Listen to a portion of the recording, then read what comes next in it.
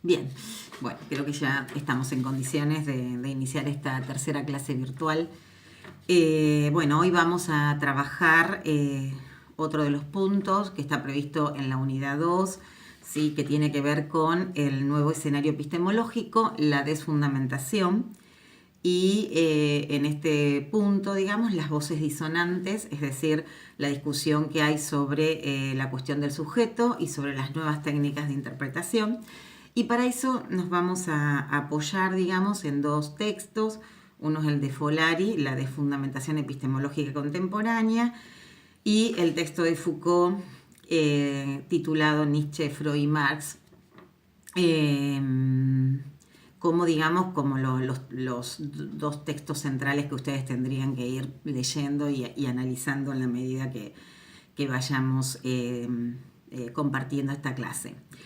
Entonces la propuesta es, yo voy a seguir el desarrollo de esta clase en el marco de un PowerPoint que también está adjunto, digamos, a esta grabación, para que, bueno, en la medida que la vayan escuchando, la puedan ir siguiendo y tengan ahí como la apoyatura visual de algunos conceptos que entendemos serían como los más relevantes para esta unidad. La consigna de trabajo es la misma, digamos, que escuchen la conferencia, la conversación, que sigan el Power, que lean la bibliografía y que luego, en el marco del trabajo práctico número 2, así como les pedimos en la ocasión anterior, digamos que distingan entre lo que era la escuela francesa y la escuela alemana, la escuela inglesa o anglosajona, ¿no? En sus tres instancias. Bueno, ahora nosotros empezaríamos a trabajar, digamos, algunas nociones generales que luego, digamos, van a desembocar en, o que forman parte, digamos, de los sustentos teóricos de dos nuevas escuelas que vamos a desarrollar, que son rupturistas en relación a la escuela anglosajona o a la escuela inglesa, que tienen que ver con la escuela de Frankfurt, con algunos elementos de la escuela alemana y la escuela francesa, ¿sí? Entonces, estos son como algunos conceptos que nosotros los tomamos de estos autores y que vienen a la base de estas dos escuelas, pero bueno, luego vamos a profundizar en cada una de ellas y nos vamos a detener más puntualmente en cada uno de estos componentes. Entonces lo que les pedimos es que de aquí también ya vayan como sacando algunas categorías que seguramente van a ir apareciendo como bastante centrales, que tienen que ver con cuál es la noción de ciencia en esta nueva perspectiva, cuál es la nueva representación acerca de lo que es la epistemología y cuál es la función que se le asignaría en este contexto. Cuál es el concepto de verdad, ¿no? Que empieza a tener otro tipo de lugar, qué lugar tiene el sujeto, qué lugar tienen las técnicas de interpretación, bueno, y demás, y vamos a ir compartiendo este tipo de cuestiones.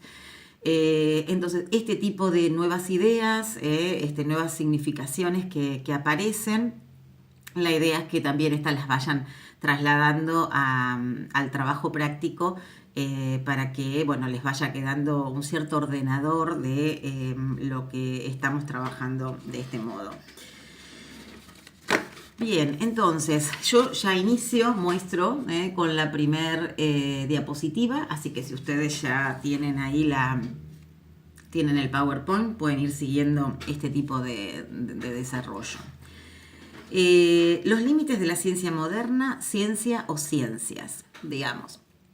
Lo que ahora vamos a trabajar es que, bueno, justamente todo este modo que trabajamos la semana pasada con respecto a lo que es la escuela inglesa y esa forma, digamos, de pensar la ciencia y la epistemología como ese modo de fundamentación de la misma, bueno, empieza a entrar en crisis, ¿no?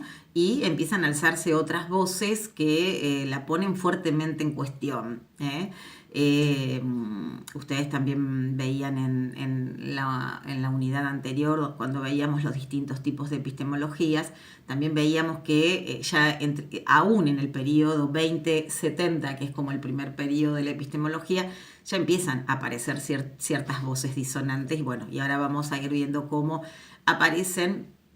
El tema es que tal vez en algún momento empiezan a tener como un poco más de fuerza, un poco más de sostenimiento, porque no es que no estaban presentes antes. Hay entonces una puesta en discusión, digamos, acerca de qué es la ciencia, ¿no? ¿Qué es la ciencia como modo de producción de conocimiento? Y por eso acá el título dice ciencia o ciencias, porque en realidad lo que se está planteando es que es imposible seguir sosteniendo esta idea, ¿no? De que las ciencias, de que hay una sola ciencia para todas y por lo tanto hay una sola epistemología para todas las ciencias, sino que en realidad hay tantas particularidades y especificidades como objetos y dominios de la realidad. Entonces en realidad empieza como este debate ciencia o ciencias, donde este nuevo escenario, digamos, epistemológico, justamente va a tratar de desfundamentar, ¿no? O va a tratar de fundamentar, digamos, de otro modo, ¿no? A como lo estaba haciendo la escuela inglesa. Va a tratar de arrojar otro tipo de argumentos. En principio, bueno, aparece, digamos, un grupo de pensadores que son Nietzsche, Marx y Freud. Esto lo van a poder ver en el texto de Foucault, donde él los va a presentar como los filósofos de la sospecha, y que son los que fuertemente, digamos, desde un campo filosófico y científico de las ciencias sociales, porque después vamos a ver cómo también las otras ciencias alzan también sus voces frente a esto, y empiezan a interpelar un poco estas ideas tan cerradas y tan estructuradas y tan hegemónicas, ¿no? de la modernidad y de su forma de entender la ciencia. Y Foucault ahí va a desplegar de alguna manera la categoría de sospecha. ¿Por qué los llama a estas personas filósofos de la sospecha? Sabemos que Nietzsche sí es un filósofo, Freud y Marx vienen más del campo de la ciencia, digamos, pero digamos, están fuertemente vinculados a conceptos filosóficos en ambos casos. Uno más representando el campo de lo social y otro, no como Freud, el campo de lo individual o del sujeto en su particularidad. Esto es interesante porque en uno de las conversaciones anteriores yo les decía que, bueno, Marx empiezan como sus primeras producciones en el año 1880, Nietzsche ahí o un poquito antes todavía, y Freud, digamos, también, pero podemos establecer, digamos, o no establecer, digamos, la historiografía de él señala, digamos, que la interpretación de los sueños viene a ser su texto de ruptura, ¿no? Y estamos hablando del 1900. Es decir, que fíjense que en realidad esta nueva corriente, todas estas nuevas ideas empiezan a gestar allí también, digamos, fines antes de llegar al 1900, digamos, y empiezan como a tener un poco más de presencia a partir de 1910, 1920, cuando aparece el Círculo de Viena. Nada más que el Círculo de Viena es tan fuerte que estas ideas todavía no pueden como cuajar, y en realidad empiezan a tener como más fuerza posterior a la Segunda Guerra Mundial. ¿Qué es lo que de qué sospecha Nietzsche? Y dice que de alguna manera, así como sospecha él, sospechan Freud y Marx, ¿no? Dice, sospechan de que el lenguaje no dice exactamente lo que dice. Es decir, que cuando nosotros emitimos un mensaje, no siempre hay una interpretación unívoca. A veces decimos algunas cosas y otros interpretan otra cosa. Seguramente a ustedes esto les ha pasado en la comunicación humana, muchas veces que han tenido que volver a explicar algo, o hasta uno a veces tiene que disculparse, digamos, porque uno transmite en una dirección y el otro escucha en otra dirección. Y digamos, hasta uno si grabara o escribiera, el mensaje es el mismo, pero es, digamos, leído de formas diferentes. Esto creo que hoy es bastante más común poder pensarlo, cosa que, bueno, en ese momento no era tan habitual que se pensara de esta manera.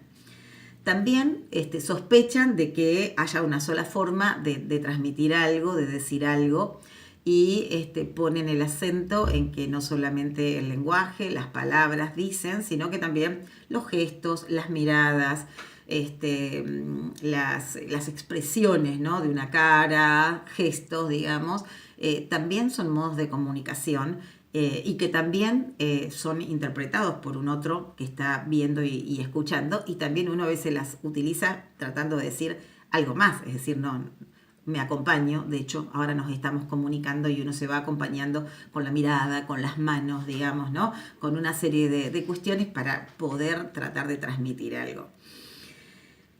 Entonces ellos van a plantear, digamos, que hay algo más de lenguaje, que no es solamente lo verbal, sino que hay otras formas expresivas que también, digamos, forman parte de estas interpretaciones. También van a señalar que las palabras también son interpretaciones y que de alguna manera son invenciones.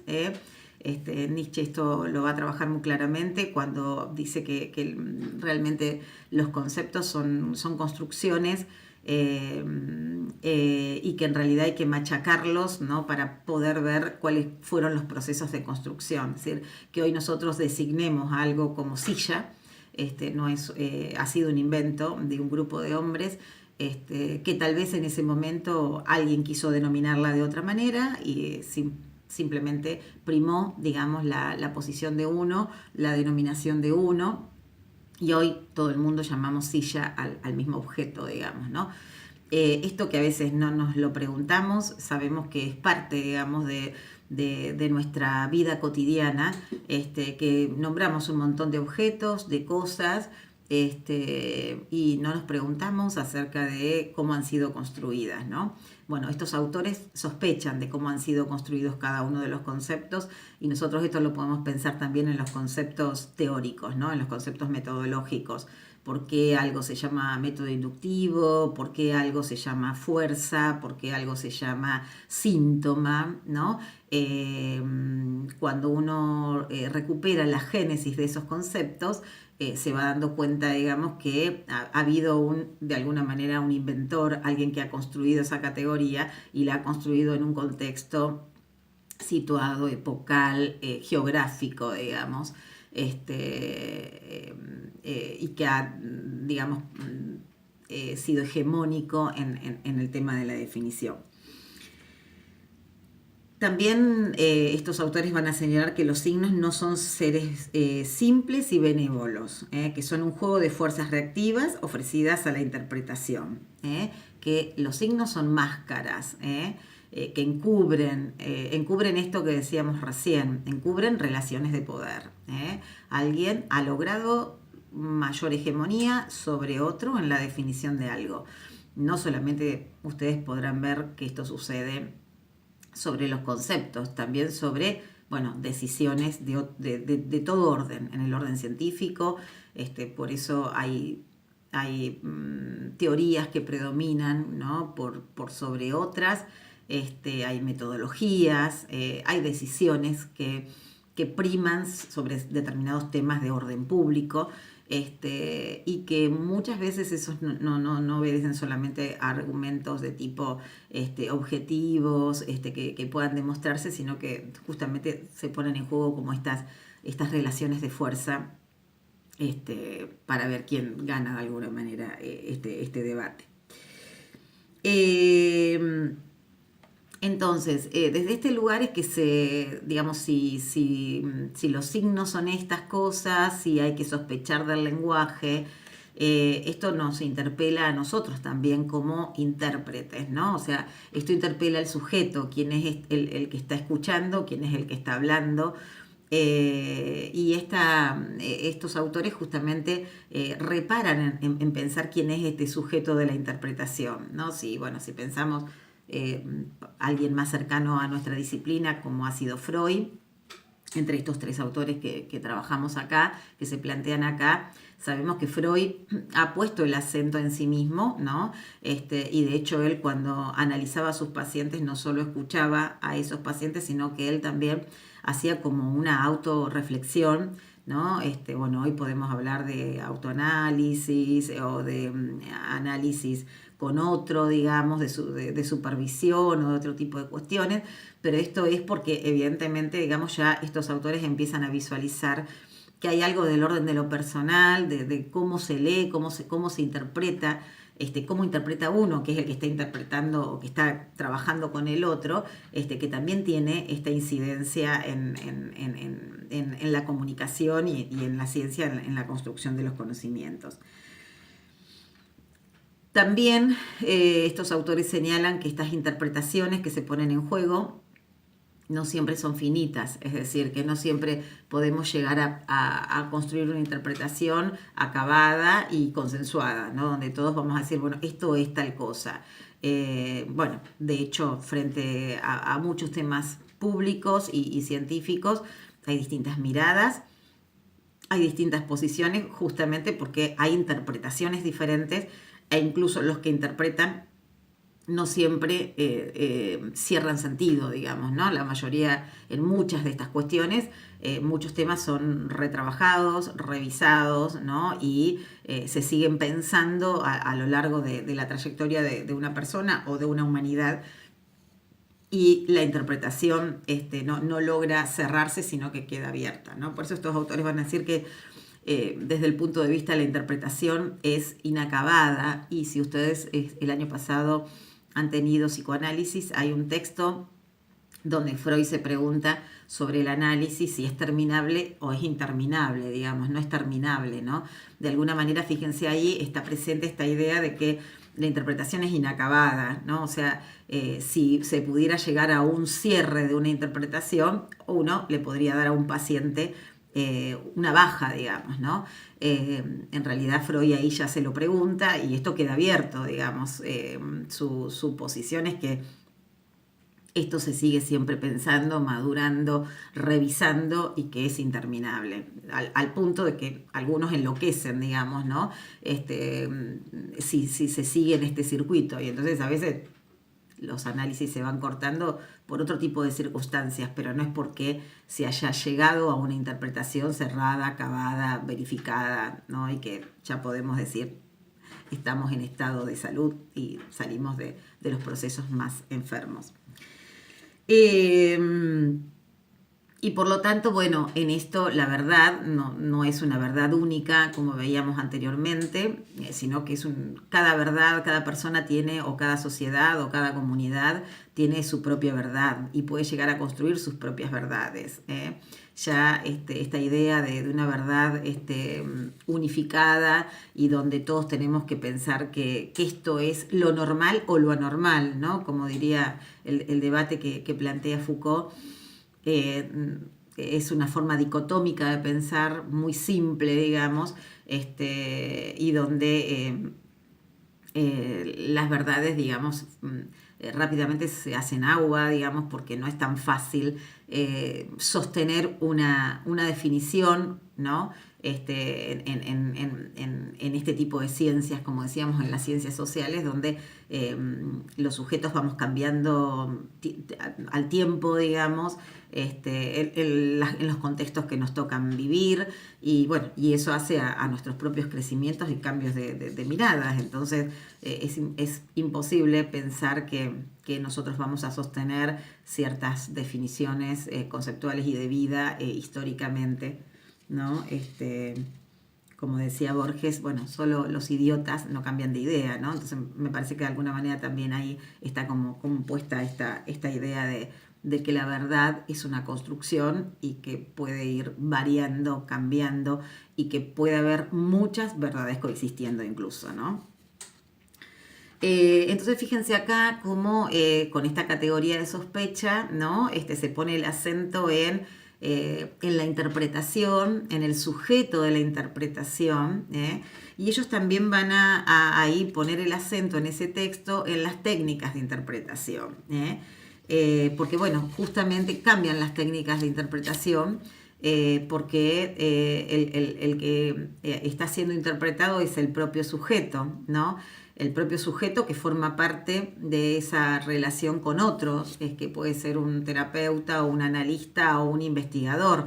Digamos, no se analiza solamente la otra persona como un objeto, como se analizaba antes, sino que ese sujeto es un sujeto que le pasan las mismas cosas que a este otro sujeto, que ya no es paciente, que ya no es investigador, que es en todo caso el terapeuta el investigado, o en este caso el terapeuta, el analista o el investigador. Ambos, digamos, tienen o están atravesados, digamos, por estos modos de pensar la realidad, ¿no? Como construcciones mucho más amplias, y como producto, digamos, de construcciones sociales. Foucault va a decir acá que los sujetos vivimos 3 heridas narcisísticas muy fuertes, que también las señala Freud en uno de sus textos, que creo que se llama así, las heridas narcisísticas, donde dice que, bueno, desde el momento en que Copérnico señala, digamos, que no somos el centro del mundo, ¿no? Desde el momento que Darwin da una explicación diferente a la teoría de la creación, donde no somos creación divina, y cuando Freud, digamos, establece la presencia del inconsciente en los humanos, cambia, digamos, la posición del sujeto en el mundo, ¿no? En el mundo, y en lo personal. Esto hace entonces que también se piensen este nivel de involucramiento que cada uno de nosotros tenemos en la relación con los otros, y que se piensen también técnicas de interpretación, nuevas técnicas de interpretación. Fíjense que el psicoanálisis propone, ¿no?, una nueva forma. El análisis es también el análisis va pasando por distintos momentos, ¿no? En su momento era la hipnosis, después fue la asociación libre, digamos, aparecen distintas técnicas de interpretación donde de alguna manera se trata de interpretar a ese sujeto y a uno mismo, ¿no? ¿Qué es lo que va pasando? Estas técnicas no estaban, digamos, anteriormente, ¿no?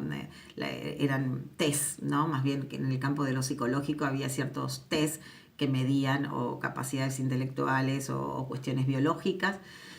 Y esto lo que trata de alguna manera de comprender es cómo funciona el psiquismo humano, ¿no? Entonces aparecen, digamos, nuevas técnicas de interpretación que, bueno, ustedes hoy podrán enunciar muchas más.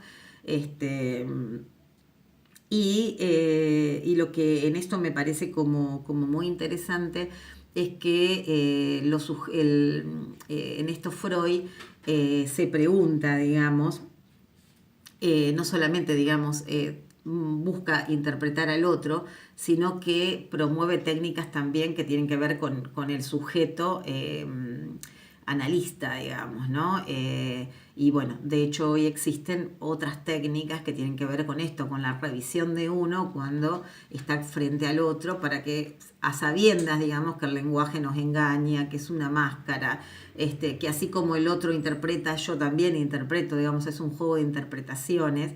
Entonces, en el campo en el campo de nuestros trabajos, digamos, donde hay un psiquismo en juego, tenemos que tener mucho cuidado, digamos, de cómo hacemos este tipo de lecturas, de cómo intervenimos para poder ayudar a comprender lo que el otro piensa y le pasa, y no lo que nosotros creemos que le está pasando.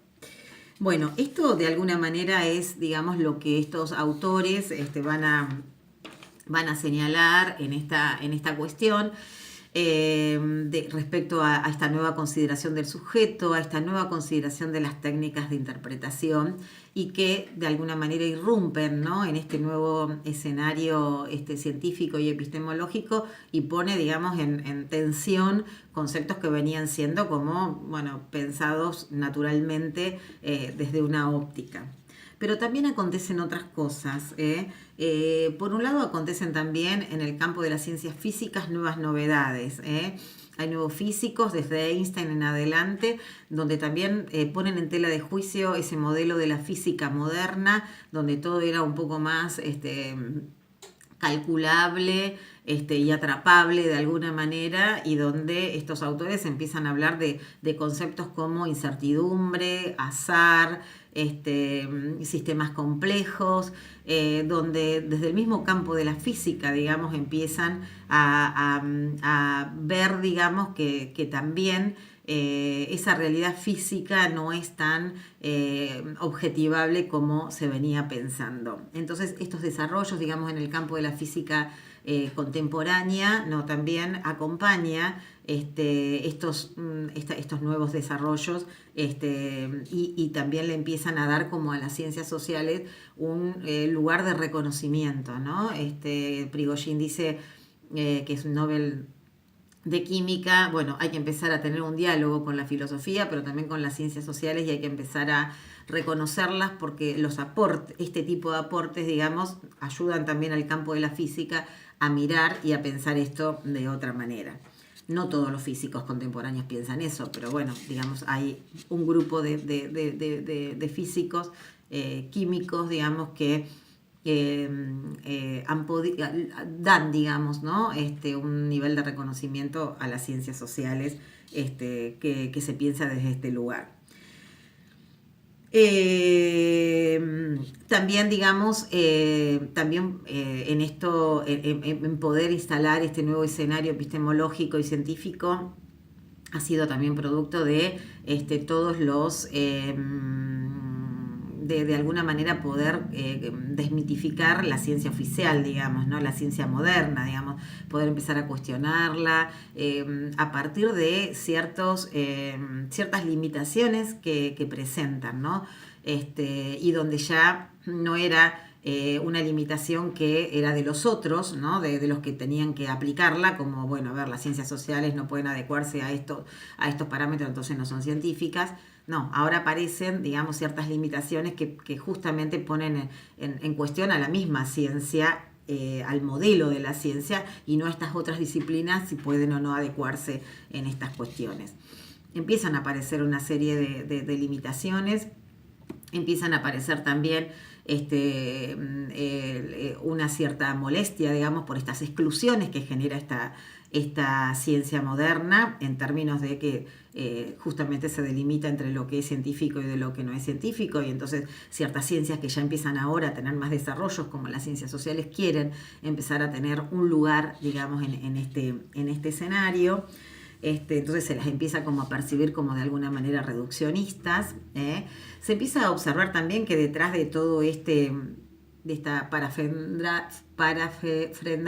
frendaria de técnicas y demás, hay como un conjunto de maniobras ideológicas también, ¿no? Que buscan dominar y colonizar, digamos, ciertas disciplinas y ciertos campos. Y bueno, y finalmente la guerra mundial, digamos, desde el punto de vista social, la Segunda Guerra Mundial con la catástrofe, digamos, de Hiroshima y Nagasaki. Esto fue como muy fuerte, digamos, en el cuestionamiento de la ciencia, porque la ciencia de la modernidad justamente planteaba que sus resultados tenían que aportar al bienestar de la humanidad, y en este caso, ¿no? Quienes conocen la historia de la bomba atómica saben que, bueno, no contribuyó para nada al bienestar de la humanidad, murieron muchos inocentes en ese momento, y entonces también desde la ciencia empieza a haber como ciertos movimientos de repudio, de cuestionamiento acerca de este modo de trabajo. Bueno, esto de alguna manera, fíjense cómo, bueno, es todo son como distintas aristas, digamos, que van mostrando que estamos frente a un nuevo escenario, que estamos frente a una nueva etapa, y donde ahora, bueno, se pueden como empezar hay como ciertas condiciones de posibilidad para poder pensar en otro tipo de ciencia, en otro tipo de epistemología, donde algunas de estas nociones puedan empezar a tener un lugar. Entonces, ahí Folari va a señalar que, bueno, la noción de certidumbre queda abolida, es decir, el paradigma moderno estuvo siempre, digamos, atravesado por la noción de lo cierto, de lo riguroso, ¿no? de lo controlable de alguna manera. Bueno, Folari y todos estos autores muestran que, decíamos recién, la física, ¿no? Construye el concepto de incertidumbre, digamos, no hay nada que podamos controlar y predecir. Algunas cosas sí, algunos fenómenos sí, más controlables que otros, pero tampoco control 100%. Y entonces aparecen ciertas preguntas, ¿no? Algunos se preguntan si existe, si seguir insistiendo en lo epistemológico o tal vez habría que pensar en otro tipo de denominación. ¿Para qué garantizar el conocimiento? ¿Se requiere una especie de tribunal trascendente a la actividad científica misma que pretende fijar criterios? Mientras exista un área denominada epistemología, ¿se podrá superar la división práctica entre investigadores y pensadores de la exterioridad? Fíjense que de alguna manera acá se está haciendo un planteo si frente a esta nueva ciencia, ¿no? Frente a este nuevo modo de pensar la ciencia, ¿qué lugar tiene lo epistemológico, ¿no? Si es necesario que se siga sosteniendo un área llamada epistemología, o tal vez podría llamarse otra cosa, pero la mayor preocupación acá es tratar de no romper el vínculo, ¿no? Es decir, que la epistemología, digamos, el mayor cuestionamiento de la epistemología es lo que veíamos en la escuela inglesa, que si la epistemología mantiene una relación vertical con la ciencia, de alguna manera se produce un fraccionamiento, ¿no? En términos de, hay una epistemología que define o normativiza a una ciencia.